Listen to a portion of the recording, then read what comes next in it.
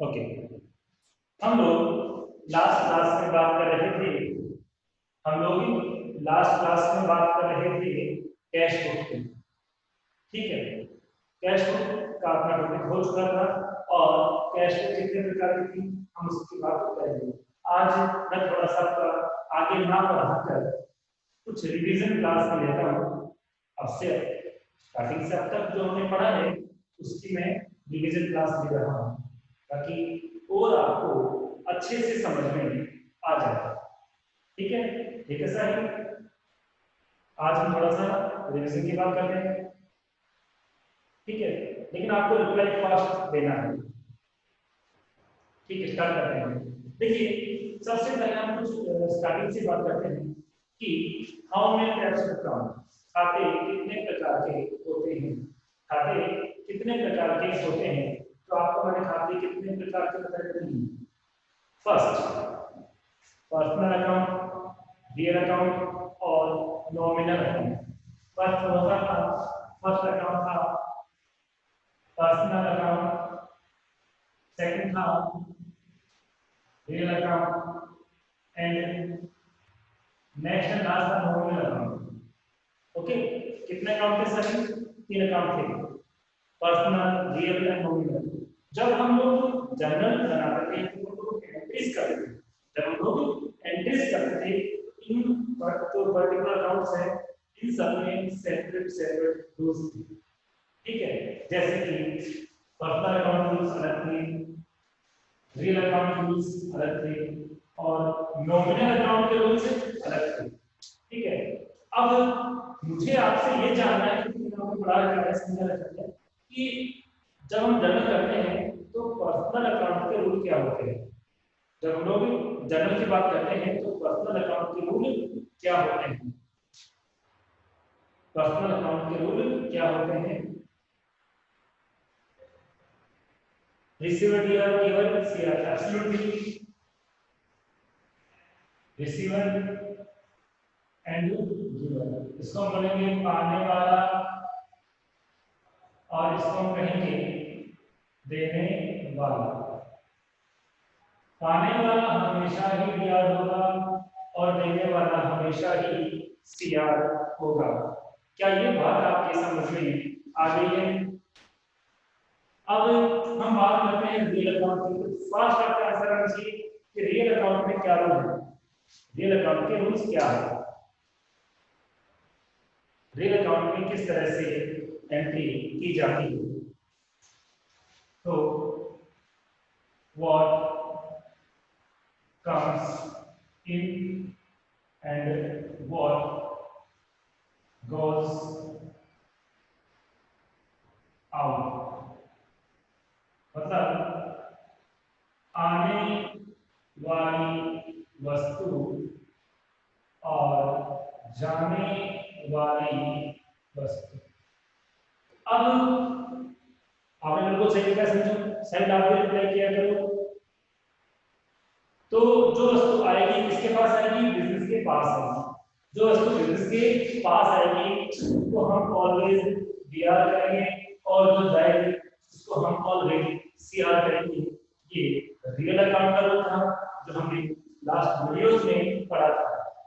जब हम बात करते हैं नॉमिनल अकाउंट की तो फास्टली इसका भी आप आंसर दीजिए कि नॉमिनल अकाउंट का रूल क्या था जब हम लोग एंट्रीज बनाते थे।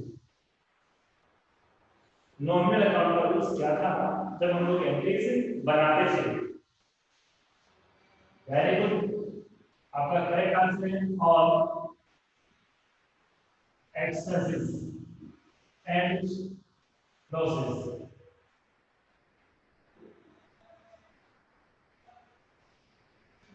और हम यहां बात करेंगे all incomes and profit. Hindi में कहें समस्त खर्चे अथवा तथा हानियां, समस्त आय तथा लाभ।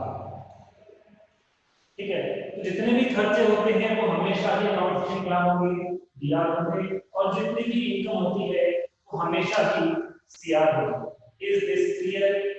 हम रिवीजन कर रहे हैं, इसके कुछ ब्रेक को पूरा यूज करना है, आपने जो पढ़ा है वो बताना है, ठीक है, इससे आपका अच्छा रहेगा। तो क्या सब कुछ रिवाइज हो गया, साइड समझ में आ गया, साइड रिप्लाई करना समझ में आ गया, क्योंकि रिप्लाई को समझ के आ रहे हैं, साइड समझ में आ गया, नेटवर्क नहीं आ रहा, हाँ तो इसके स्क्रीन शॉट ले लो, इसका स्क्रीन शॉट ले लो, ठीक है।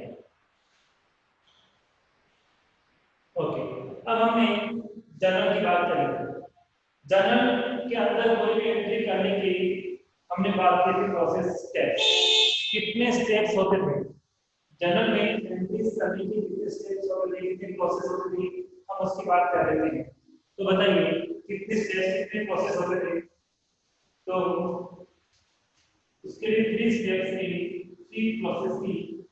सबसे पहले क्या था, सीधी समझो, जर्नल की बात करें, टोटल की बात करें, हम लोग अकाउंटिंग प्रोसेस की बात नहीं कर रहे हैं, हम लोग अकाउंटिंग प्रोसेस की बात नहीं कर रहे हैं, हम बात कर रहे हैं जर्नल एंट्रीज करनी है तो उसके लिए प्रोसेस कौन सी है। अभी मैं आपको याद दिलाता हूँ, अभी मैं आपको याद दिलाता हूँ कौन सा है। सबसे पहले हमें खातों की पहचान करनी है, आइडेंटिफिकेशन ऑफ अकाउंट करना है। क्या करना है, खातों की पहचान करनी है, I mean identification of accounts करना है। जब हम लोग आइडेंटिफिकेशन ऑफ अकाउंट कर लेंगे, खातों की पहचान कर लेंगे, देन हम रूल्स अप्लाई करेंगे जो कि हमारे सामने है। और जब रूल्स हम अप्लाई कर देंगे तो उसके बाद हमें क्या करना है, उसके बाद हमें एंट्री करनी है, जर्नल में लिखना है। Is this clear? समझ में हो गया कितने स्टेप से जर्नल में एंट्री करने के लिए सबसे पहले क्या करना है, खातों की पहचान, आइडेंटिफिकेशन ऑफ अकाउंट करना है। उसके बाद हमें रूल्स अप्लाई करना है, और रूल्स अप्लाई करने के बाद उनको नोट डाउन करना है, लिखना है। Is this clear? समझ में आ गया? क्या आपके समझ में आ गया? वेरी, ठीक है। तीनों स्टेप आपको बतानी है। फर्स्ट स्टेप क्या था, आइडेंटिफिकेशन, देन रूल्स अप्लाई करना, देन रिकॉर्डिंग करना, एंड लिखना, ठीक है। इसके बाद हमने क्या पढ़ा था, इसके बाद हमने जो नेक्स्ट क्लास ली थी उसमें हमने क्या पढ़ा था, तो हमने उसमें बात की थी अकाउंटिंग इक्वेशन की। हमने किसकी बात की थी, अकाउंटिंग इक्वेशन की, ठीक है। तो बिजनेस का जो मेन अकाउंटिंग इक्वेशन है वो क्या है, बिजनेस का जो मेन अकाउंटिंग इक्वेशन है वो क्या है, total assets is equal to total liabilities. Very good, total assets is equal to total liabilities, ठीक है। इसको हम कुछ और भी तो डिस्क्राइब कर सकते हैं हर तरीके से। यहां हम क्या मेंशन करते हैं, टोटल एसेट्स, और यहां पे हम लिखते हैं कैपिटल प्लस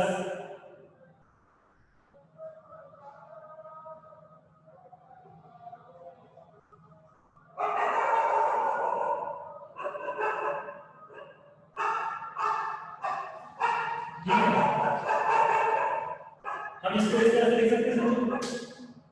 देखिए अपना जो अकाउंटिंग इक्वेशन है वो ये होता है कि टोटल एसेट्स ऑलवेज किसके इक्वल होती है, तो total assets always total liabilities के इक्वल होती है, ठीक है। एसेट्स को हमने ऐसे लिखा, उसके बाद हम लायबिलिटीज को भी ब्रेक करेंगे, लायबिलिटीज को हम ब्रेक करें तो वहां पे किस तरह से बन के आएगा, तो वहां पे इसको ब्रेक करेंगे तो कैपिटल प्लस लायबिलिटीज बन के आएगा। Is this clear? अब मैंने आपको ये बताया था कि जनरल एसेट्स में किस किस को इंक्लूड करते हैं, तो हमारी एसेट्स है उसमें क्या क्या आता है, और जो हमारे लायबिलिटीज हैं इसमें क्या क्या आता है, एसेट्स में क्या क्या आता है और लायबिलिटीज में क्या क्या आता है। मैंने आपको ये भी एक्सप्लेन किया था, क्योंकि मैं रिवीजन कर रहा हूं, मैं फिर से बताऊंगा कि एसेट्स में क्या क्या आता है, लायबिलिटीज में क्या क्या आता है। सबसे पहले ये जानना चाहूंगा कि एसेट्स और गुड्स में डिफरेंस क्या होता है। एसेट्स और गुड्स में डिफरेंस क्या होता है बताइए। एसेट्स और गुड्स में डिफरेंस क्या होता है? तो देखिए एसेट्स कौन सी होती है जिसको बिजनेस परचेस करता है यूज करने के लिए, सेल करने के लिए नहीं। जिसको बिजनेस परचेस करता है, लेकिन परचेस करने का उद्देश्य क्या होता है? परचेस करने का उद्देश्य होता है उसको यूज करना, ना कि सेल करना। लेकिन गुड्स में क्या होता है? बिजनेस में जब किसी पर्टिकुलर वस्तु को परचेज इसलिए करता है क्योंकि उसे उसको सेल करना है, क्योंकि उसे उसको सेल करना है। तो सेल के पर्पस से हम कुछ भी परचेज करते हैं वो तो है गुड्स, और यूज के पर्पस से हम कुछ भी परचेज करते हैं, यूज के पर्पस से हम कुछ भी परचेज करते हैं तो हम उसे क्या कहते हैं? एसेट्स कहते हैं। गुड्स में क्या है? सेल के पर्पस से। एसेट्स में क्या है? यूज करने के पर्पस से, उद्देश्य से। आई बात समझ में? तो मैं बताता हूं यहाँ पे एसेट्स में क्या क्या आता है। सबसे पहले मैंने लिखा था फिक्स्ड एसेट्स, देन मैंने बताया था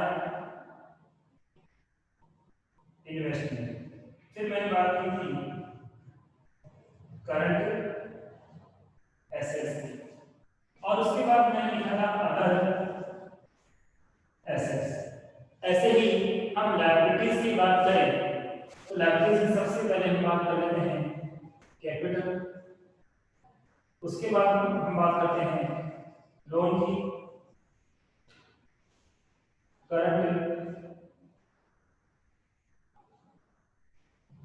लायबिलिटीज को यहाँ पे हम क्या लिखते हैं? अदर। ठीक है, इस तरह से मैंने आपको ये चीज एक्सप्लेन कर दी कि एसेट्स में क्या क्या आता है। एसेट्स में fixed assets, investment, current assets और अदर एसेट्स। कैपिटल में सॉरी लायबिलिटीज में कैपिटल, लोन, करंट लायबिलिटीज और अदर लायबिलिटीज इंक्लूड की जाती है। इस क्लियर? इस तरह से आपको इनका ध्यान रखना है। सबसे पहले हमने जो रिवाइज किया, रिवीजन किया, तो किसका किया? अकाउंटिंग रूल्स का हमने रिवीजन किया। Is this clear? Accounting rules का रिवीजन करने के बाद हमने रिवीजन किया कि किसी भी एंट्री को लिखने के लिए, जर्नल में लिखने के लिए हमें 3 स्टेप काम में लेनी पड़ती है। सबसे पहले हम लोग इंट्रोडक्शन ऑफ अकाउंट यानी खातों की पहचान करते हैं। जब खातों की पहचान हो जाती है तो रूल्स अप्लाई करते हैं, और रूल्स अप्लाई करने के बाद हम उसको लिख देते हैं। ठीक है, फिर हमने अकाउंटिंग इक्वेशन की बात की। अकाउंटिंग इक्वेशन क्या था? Total assets equal to total liabilities. Total assets equal to total liabilities होती है। ठीक है, और थोड़ा सा और डिस्क्राइब करें तो total assets equal to capital plus liabilities हो जाता है। इधर हम बात करेंगे एसेट्स और लायबिलिटीज। तो एसेट्स में क्या क्या आता है? बिफोर एसेट्स आती है, बिफोर लायबिलिटीज आती है। क्या समझ में आ गया सबके आपके? अब आपके रिवीजन करने का जो मेथड मिल रहा है समझ में आ गया आपके? वेरी गुड, स्क्रीन शॉट ले रहा सभी। ठीक है, स्क्रीन शॉट ले लिया करो। Is this clear? आगे बढ़ते हैं। आगे बढ़ते हैं, इसके बाद हमने क्या किया था हम उसको भी डिस्कस कर लेते हैं। देखिए इसके बाद हमने क्या पढ़ा था? इसके बाद हमने एक और पॉइंट पढ़ा था जिसका नाम था लेजर। क्या नाम था? लेजर। इसके बाद हमने लेजर भी पढ़ा था। इसके बाद क्या पढ़ा था हमने? लेजर भी पढ़ा था। लेजर में क्या होता था? लेजर में क्या पढ़ते हैं? लेजर में बनाते हैं हम लोग अकाउंट। लेकिन इसका रूल क्या था? लेजर बनाने का जो रूल था वो क्या था? रूल ये था कि किसी पर्टिकुलर ट्रांजैक्शन से रिलेटेड जितने भी ट्रांजैक्शन वो एक जगह लिखना, इसमें लिखना एक जगह, वो भी उससे संबंधित हो, जैसे कैश। तो जब हम कैश अकाउंट बनाएंगे तो कैश अकाउंट में केवल कौन सी इन्फॉर्मेशन आएगी बताइए? हम यदि कैश की लेजर बनाएंगे, कैश अकाउंट बनाए तो कैश अकाउंट बनाए तो उसके अंदर केवल कौन से ट्रांजैक्शन आएंगे? जल्दी से बताइए। हम कैश अकाउंट बनाए तो कैश अकाउंट में वेरी गुड, ओनली कौन से ट्रांजैक्शन आएंगे? कैश के ट्रांजैक्शन आएंगे। किसके आएंगे? कैश के। तो मैं मान लो कि परचेज अकाउंट बनाऊं तो मैं परचेज अकाउंट बनाऊं तो कौन से ट्रांजैक्शन आएंगे? परचेज अकाउंट बनाओ तो कौन से ट्रांजैक्शन आएंगे? तो सीधी सी बात है कि कैश बुक में कैश से रिलेटेड ट्रांजैक्शन आ रहे हैं, तो परचेज बुक बनाऊंगा, परचेज अकाउंट बनाऊंगा, तो परचेज से रिलेटेड सारे ट्रांजैक्शन आएंगे। जिस किसी भी एंट्री में परचेज आ रहा है वो एंट्री कहां जाएगी? परचेज अकाउंट में जाएगी। ऐसे ही मैं सेल्स अकाउंट बनाऊं तो ऐसी कोई भी एंट्री, ऐसा कोई भी लेन देन जिसका संबंध सेल्स से है वो सारी एंट्री सेल्स अकाउंट में जाएगी। मैं राम का अकाउंट बनाऊंगा, राम से अकाउंट बनाऊंगा, तो जितने भी राम से रिलेटेड ट्रांजैक्शन है, ऐसी कोई भी एंट्री है, लेन देन है जिसका संबंध राम से है वो राम के अकाउंट में जाएगी। ठीक है, मींस हमने इनको पर्टिकुलर रूम दे दिया। अब राम का रूम दे दिया सबको, जितने उस रूम में कौन आएगा? राम से संबंधित मैटर आएगा। कैश की बात की, कैश को अलग से दे दिया तो केवल कैश का आएगा। क्या बात समझ में आ गई आपके? जो हम हेडिंग मेंटेन करते हैं, जैसे हमने कैश अकाउंट मेंटेन किया, कैश अकाउंट, तो केवल कैश से रिलेटेड ट्रांजैक्शन कैश अकाउंट में आएंगे। हम बात करें कि हम बनाएं परचेज अकाउंट, हम क्या बनाएं? Purchase account. तो परचेज अकाउंट में केवल परचेज से रिलेटेड ट्रांजैक्शन आएंगे। परचेज अकाउंट में केवल परचेज से रिलेटेड ट्रांजैक्शंस आएंगे। और मैं सपोज सेल्स अकाउंट बनाऊं तो सेल्स अकाउंट में कौन से ट्रांजैक्शन आएंगे? जिसके डेबिट या फिर क्रेडिट में किसका नाम होगा? सेल्स। ठीक है, यदि किसी एंट्री में सेल्स का नाम नहीं है तो सेल्स अकाउंट में नहीं आएगी। ठीक है, किसी एंट्री में परचेज का नाम नहीं है तो परचेज के अकाउंट में नहीं आएगी। किसी एंट्री में कैश का नाम नहीं है तो उसमें कैश की एंट्री नहीं आएगी। ऐसे कोई भी अकाउंट बनाओ, लेकिन एंट्री के अकॉर्डिंग फिर हमें वो ट्रांजैक्शन उस अकाउंट में लेके जाने होंगे। बात समझ में आ गई आपकी? बात समझ में आगे बढ़े। यदि आप यहां तक समझ में आ गया तो आगे बढ़े। वेरी गुड, स्क्रीनशॉट ले लिया, मैं इसको रेस कर रहा हूं। स्क्रीनशॉट ले लिया आपने? मैं रेस कर रहा हूं इसको। अब देखिए, इसके बाद हमने बात की अभी कैश बुक की, इसकी बात की कैश बुक की। तो मैंने आपको बताया था कि जनरली कितनी बुक्स किसी बिजनेस में मेंटेन की जाती है। जनरली कितनी बुक्स है जो बिजनेस में मेंटेन की जाती है? बताइए, कितनी बुक्स है जो बिजनेस में मेंटेन की जाती है? तो सबसे पहले हम हेडिंग आते हैं books of business, books of business. ठीक है, हम एक अलग हेडिंग के नाम से जान सकते हैं, वो है सब्सिडियरी बुक्स ऑफ बिजनेस। ठीक है, हिंदी में व्यवसाय की सहायक पुस्तकें, व्यवसाय से संबंधित पुस्तकें। अब इनके नाम दो क्या है? सबसे नंबर 1 पे जो आपकी बुक थी वो थी कैश बुक। कौन सी थी? Cash book. कैश बुक के बाद हम बात करेंगे परचेज बुक की। परचेज बुक के बाद हम करेंगे सेल्स बुक की। सेल्स बुक के बाद हम करेंगे purchase return book.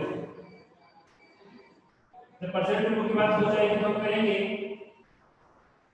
Sales return book की बात करेंगे। और जब ये भी हो जाएगी तो हम बात करेंगे जर्नल प्रॉपर। ये तो इस चैप्टर में आपको दी हुई है, बट दो और है जो इस चैप्टर में नहीं दे रखी है, उनका सेपरेटली अलग से चैप्टर बनाया गया है। और उस चैप्टर का नाम है बिल्स ऑफ एक्सचेंज। क्या नाम है?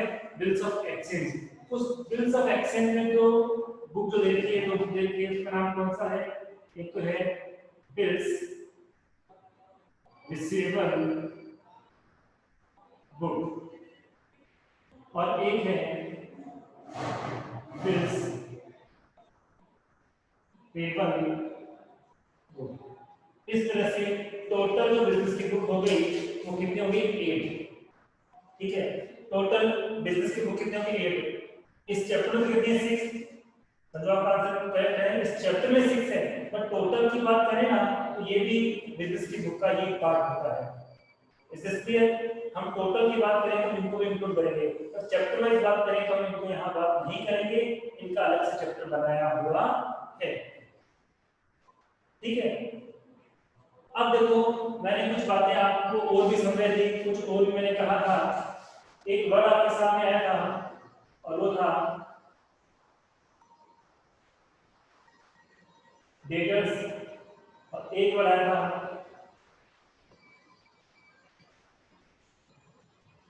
मुझे बताइए डेटर्स कौन होता है? What do you mean by debtor?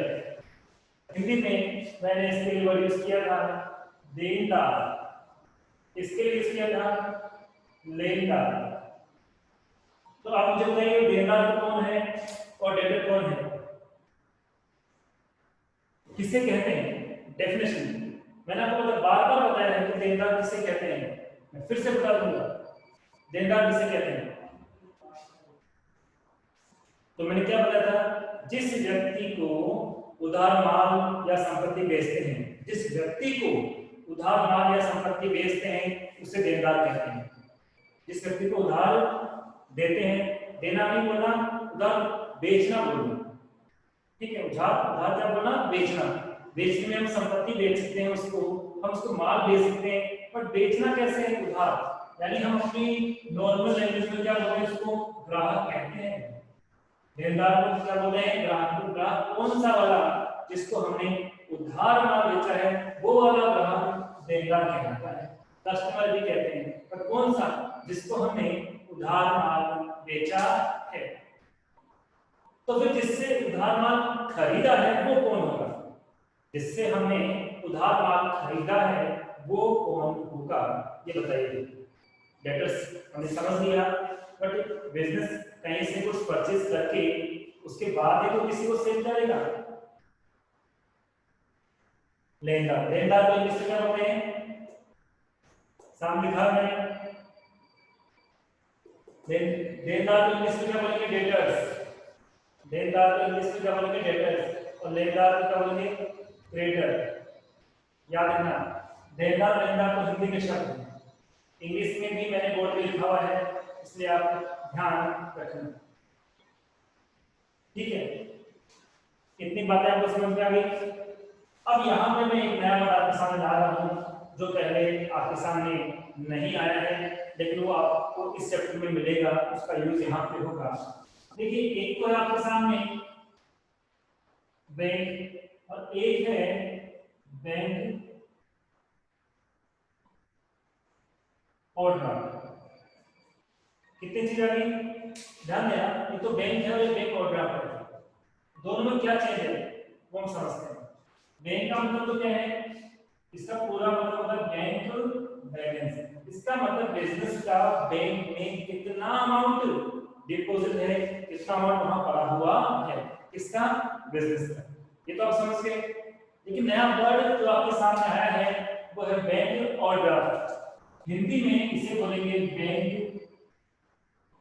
अधिविकर्ष। क्या बोलेंगे?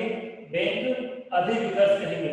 अब बैंक अधिविकर्ष क्या है वो मैं आपको समझा रहा हूँ, किसे कहते हैं बैंक अधिविकर्ष, बैंक ओवरड्राफ्ट मैं आपको बता रहा हूँ, बट एक एग्जांपल के थ्रू समझेंगे। सपोज मोहन एक बिजनेसमैन है। कौन है बिजनेसमैन? मोहन एक बिजनेसमैन है और उसके अकाउंट में, आई मीन बिजनेस के अकाउंट में 10,000 रुपीज डिपॉजिट थे। कितने डिपॉजिट थे? 10,000। Is this clear? Is this clear? अब मोहन ने क्या किया? डिपॉजिट तो कितने थे? 10,000, और मोहन को नीड थी, जरूरत थी 18,000 की, आई मीन 18,000 की। तो उसने क्या किया? बैंक से कितने निकाल लिए? 18,000 निकाल लिए। तो जब हम देखें तो आप माइंड में सोचोगे कि 10 ही उसके अकाउंट में थे, उसके अकाउंट में 10 ही थे, तो उसने 18,000 कैसे निकाल लिए? क्या ऐसा पॉसिबल है? बताइए, किसी के अकाउंट में 10,000 रुपए हैं, क्या वो उसमें 10 के बजाय 18,000 रुपए निकाल सकता है? वेरी गुड, वैसे सही है, लेकिन एक केस है जहां पर वो निकाल सकता है। वो केस क्या समझिए? एक होता है सेविंग अकाउंट, एक होता है करंट अकाउंट। या ध्यान देना, हमारे पेरेंट्स से हम लोग जो अकाउंट ओपन करते हैं वो कौन सा होता है? Saving account. तो सेविंग अकाउंट में तो ऐसा नहीं हो सकता। सेविंग अकाउंट में तो क्या होता है, जितना आपका है आप उससे ज्यादा विड्रॉल नहीं कर सकते, नहीं निकाल सकते। लेकिन एक और अकाउंट में लिखा है करंट अकाउंट। कौन सा अकाउंट लिखा है? Current account. करंट अकाउंट कौन ओपन करता है? हम लोग ओपन नहीं करते, ओनली बिजनेस का ही करंट अकाउंट होता है। करंट अकाउंट ओनली किसका होता है? बिजनेस का ही करंट अकाउंट होता है। इसलिए इस अकाउंट में एक फैसिलिटी भी बैंक बिजनेस को देता है। इस अकाउंट पर बैंक बिजनेस को एक फैसिलिटी प्रोवाइड कराता है, देता है। वो फैसिलिटी क्या है कि जितना आपका अमाउंट डिपॉजिट है हम आपको उससे एक्स्ट्रा भी अमाउंट निकालने की फैसिलिटी देते हैं। लेकिन जितना आप एक्स्ट्रा निकालोगे उस पे आपको इंटरेस्ट देना पड़ेगा। सबसे पहली बात कि बैंक ओवरड्राफ्ट एक फैसिलिटी है। बैंक ओवरड्राफ्ट एक फैसिलिटी है और ये फैसिलिटी कौन किसको प्रोवाइड कराता है? ये फैसिलिटी बैंक बिजनेसमैन को प्रोवाइड कराता है। इस फैसिलिटी के अकॉर्डिंग बिजनेसमैन जो है अपने अमाउंट जितना डिपॉजिट है उससे ज्यादा विड्रॉल कर सकता है और इसलिए उसको क्या करना पड़ेगा? इंटरेस्ट भी देना पड़ेगा। क्या ये बात आपके समझ में आ गई है? बैंक और क्या है? एक ऐसी सुविधा जिसमें बिजनेसमैन बैंक में अपनी जमा राशि से, अपने डिपॉजिट अमाउंट से भी ज्यादा अमाउंट निकाल लेता है, तो उस सुविधा को क्या बोलते हैं? बैंक ओवरड्राफ्ट कहते हैं। क्या आप समझ में आ गया? क्या आपके अब समझ में आ गए हैं? हाँ, इसमें नहीं निकाल सकता। यदि उसका सेविंग अकाउंट है तो नहीं निकाल सकता, लेकिन उसका बैंक में, बिजनेसमैन का बैंक में कौन सा अकाउंट है? Current account. करंट अकाउंट हम लोग या परिवार के लोग, समाज के लोग नहीं खोलते हैं। करंट अकाउंट केवल कौन ओपन करता है? बिजनेस का होता है। किसका होता है? बिजनेस का। तो केवल कौन से अकाउंट पे ज्यादा अमाउंट निकालने की सुविधा दी जाती है? तो उस अकाउंट का नाम है करंट अकाउंट। और उससे ज्यादा निकालने की सुविधा को हम कहते हैं बैंक ओवरड्राफ्ट, बैंक अवेलेबल। ठीक है, तो किस अकाउंट में डिपॉजिट अमाउंट से ज्यादा निकालने की सुविधा जाती है? बताइए, किस अकाउंट में डिपॉजिट अमाउंट से ज्यादा अमाउंट निकालने की सुविधा, अर्निंग फैसिलिटी जाती है? करंट अकाउंट में। और इस फैसिलिटी को हम क्या कहेंगे? इस फैसिलिटी को हम लोग क्या कहेंगे बताइए? तो इस फैसिलिटी को हम क्या बोलेंगे? बैंक ओवरड्राफ्ट कहेंगे। क्या कहेंगे? Bank overdraft. आई बात समझ में? DRAFT और ड्राफ्ट, DRAFT और ड्राफ्ट, ओवर ड्राफ्ट। ठीक है, अब देखिए यहां मैं आपको एक और बात बताता हूं। बैंक हमने पढ़ा था कि बैंक हमारे लिए क्या था? बैंक हमारे लिए एसेट्स थी, क्योंकि बिजनेस मांग रहा है पैसा किसने? अब बैंक वालों ने, यानी बिजनेस में किससे पैसा मांगता है? बैंक में पैसा मांगता है। उसका ज्यादा जमा है, उसने निकाला नहीं, जमा ज्यादा है, इट मींस उसके एसेट्स है। लेकिन जब उसने जमा राशि से, डिपॉजिट अमाउंट से अधिक निकाल लिया, तो अब उसकी लायबिलिटीज है कि वो जितना भी उसने अमाउंट ज्यादा विड्रॉ किया है वो अमाउंट किसको दे? वो अमाउंट वापस बैंक को दे। तो ये उसके लिए क्या बन चुकी है? लायबिलिटीज बन चुकी है। तो याद रखना, ओनली बैंक लिखा हुआ है, एसेट्स है, इट मींस बैंक के अंदर बिजनेस का अमाउंट डिपॉजिट है, उसने पूरा अमाउंट विड्रॉल नहीं किया है। और बैंक ओवरड्राफ्ट में क्या होता है? जितना भी अमाउंट डिपॉजिट था उससे ज्यादा अमाउंट विड्रॉल कर लिया गया। क्या आप बात समझ में आ गई आपकी? करंट अकाउंट कौन ओपन कर सकता है? आंसर दीजिए। करंट अकाउंट कौन ओपन कर सकता है? आप रिप्लाई कीजिए जल्दी से। Very good. Current account open कौन कर सकता है? करंट अकाउंट केवल बिजनेस में ही ओपन करता है, बिजनेस का ही होता है। ठीक है, और जनरल जो पर्सन है उनका अकाउंट कौन सा होता है? सेविंग अकाउंट होता है। कौन सा अकाउंट होता है? सेविंग अकाउंट होता है। Is this clear? अब हम आगे बढ़ते हैं। अब देखिए, जो हमारी बिजनेस की बुक्स थी, इसमें cash book, purchase book, sales book, purchase return book, sales return book, journal total, और लास्ट में है बिल्स रिसीवेबल बुक और बिल्स पेबल बुक। इनमें से एक बुक हमने कंप्लीट कर ली है और वो कौन सी है? Cash book. कैश बुक में हमने कौन कौन सी बुक पढ़ी है बताइए? कैश बुक में हमने कौन कौन सी बुक पढ़ी है बताइए? तो सबसे पहले हमने पढ़ी single column cash book, then हमने पढ़ी 2 कॉलम कैश बुक। 3 कॉलम का यहाँ आपके सिलेबस में कोई मेंशन नहीं किया हुआ है। एक और भी तो पढ़ी थी हमने कैश बुक, एक कैश बुक हमने और भी तो पढ़ी थी, बताइए वो कौन सी थी? एक कैश बुक हमने और भी पढ़ी थी जिसमें केवल एक्सपेंसेस का रिकॉर्ड होता था, जो कैशियर है वो एक साथ अमाउंट दे देता था और उसी में से सारे एक्सपेंस करने होते थे। तो उसका नाम क्या था? उसका नाम था पेटी कैश बुक। क्या नाम था? पेटी कैश बुक। और पेटी कैश बुक हमारी चल रही थी, पेटी कैश बुक का टॉपिक कंप्लीट नहीं हुआ था, कि लास्ट में हमने एक्सपेंस का टोटल किया था वहां तक की हुई थी, इसलिए आज हम पहले उसको कंप्लीट करेंगे। आएगा समझ में? तो जो नेक्स्ट हमने कैश बुक पढ़ी थी सिंगल कॉलम और डबल कॉलम, तो उसके बाद जो हमारी कैश बुक थी वो थी पेटी कैश बुक। अब पेटी कैश बुक को हम एंड कैसे करेंगे, इसको फिनिश कैसे करेंगे, आज हम उसको डिस्कशन करेंगे। ठीक है, तो देखिए मैं इसको फिनिश कर रहा हूं और चलते हैं पेटी कैश बुक की ओर।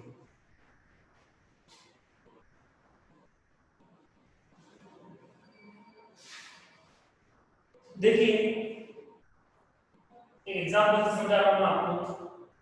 पेटी कैश बुक का फॉर्मेट क्या था? तो सबसे पहले था रिसिप्ट। रिसिप्ट के बाद अपना जो कॉलम हम बना रहे थे डेट, डेट के बाद कॉलम हमारा होगा पर्टिकुलर्स, पर्टिकुलर्स के बाद इनवॉइस नंबर, इनवॉइस नंबर के बाद टोटल अमाउंट, और टोटल अमाउंट के बाद कौन सा कॉलम होगा? टोटल कॉलम के अमाउंट के बाद जो कॉलम है वो फिक्स नहीं है, वो डिपेंड करता है क्वेश्चन पे कितने टाइप्स के एक्सपेंस हैं उतने ही कॉलम बनेंगे। जैसे हम कुछ देख सकते हैं, इसमें यहाँ लिखा सैलरी एंड वेजेस, यहाँ पे लिखा हूँ स्टेशनरी, मैं यहाँ पे मेंशन कर रहा हूँ पोस्टेज एंड टेलीग्राम, ठीक है, और मैं यहाँ पे मेंशन कर रहा हूँ अदर। ओनली एग्जांपल क्वेश्चन में जो भी होगा हम उसके अकॉर्डिंग कॉलम बनाएंगे, क्वेश्चन में जो भी एक्सपेंस होगा उसके अकॉर्डिंग हम कॉलम बनाएंगे। ठीक है, अब करना क्या है? जैसे हमने बात की थी कि सबसे पहले कुछ अमाउंट से मान लेते हैं 2000 रुपीज कैशियर ने दी, कितने दिए? 2000। तो हम यहाँ क्या करेंगे? टू कैश करेंगे, क्या करेंगे? टू कैश, और अमाउंट यहाँ पे आ जाएगा। बट इसके बाद हम टू का कोई ट्रांजैक्शन लिखेंगे ही नहीं, उसके बाद बाई आएगा, क्योंकि उसके बाद इनकम आनी नहीं है बल्कि खर्चा होना है। उसके बाद क्या होना है? खर्चा होना है, और खर्चे जो है हमसे दिया रहते हैं, जो भी खर्चे होंगे वो सबसे पहले किसको लिखे जाएंगे? यहाँ पर नाम आ जाएगा। खर्चों का यहाँ नाम लिखने के बाद हम सबसे पहले उसको कहाँ इंडिकेट करेंगे, कहाँ उसको मेंशन करेंगे? तो सबसे पहले हम इसको टोटल के अमाउंट में कॉलम में मेंशन करेंगे। टोटल में लिख देने के बाद, टोटल में लिख देने के बाद हम उसके सेपरेट कॉलम में लेके जाएंगे। जैसे वेजेज है तो टोटल में लिखने के बाद वो कहाँ जाएगा? वेजेज कॉलम में जाएगा। स्टेशनरी होता तो टोटल में लिख देने के बाद वो स्टेशनरी कॉलम में आता। ठीक है, इस तरह से जितने भी ट्रांजैक्शन है वो यहाँ पे हम लिखते चले जाएंगे। पहले अमाउंट टोटल में आएगा और टोटल में आने के बाद वो अपने अपने कॉलम में चला जाएगा जिसमें उसका रिलेशन है, जिससे वो लिंकिंग कर रहा है उसमें। अब इतना ही उसमें हुआ था, वैल्यूज आपको समझ है, हम सॉल्व कर लिया था। अब सबसे पहले मैंने आपको क्या बताया था कि सबसे पहले हमें टोटल किसका करना है? सबसे पहले हमें जो हमारे अमाउंट के कॉलम हैं उनका टोटल करना है। इसका टोटल करना है, अमाउंट के कॉलम का टोटल करना है। सपोज जैसे यहाँ पे एग्जांपल के तौर पे ले रहे हैं अंदाजे से अनुमान से कि सैलरी और वेजेस का टोटल मैं मान लेता हूँ 1500 रुपये हो गया। स्टेशनरी का हम 1000 लेके चल रहे हैं। पोस्ट एंड टेलीग्राम भी हमने 1500 रुपये मान लिए काम करते हैं। इसको 200 का मान लिया, इसको मैंने 600 का मान लिया, इसको 400 का मान लिया, अदर में भी 300 रुपये हो गए। तो कितना कितना खर्चा हुआ? सैलरी एंड वेजेस पे 200 मान रहे हैं, स्टेशनरी पे 600 मान रहे हैं, पोस्ट एंड टेलीग्राम पे 400 मान रहे हैं और इसके कितना मान रहे हैं 300। वैसे क्वेश्चन जब करेंगे तो इनका एक टोटल लगाने के बाद का अमाउंट होगी, ठीक है। अब देखो इनका टोटल कितना होगा बताइए मुझे, जल्दी से बताइए इनका टोटल कितना होगा।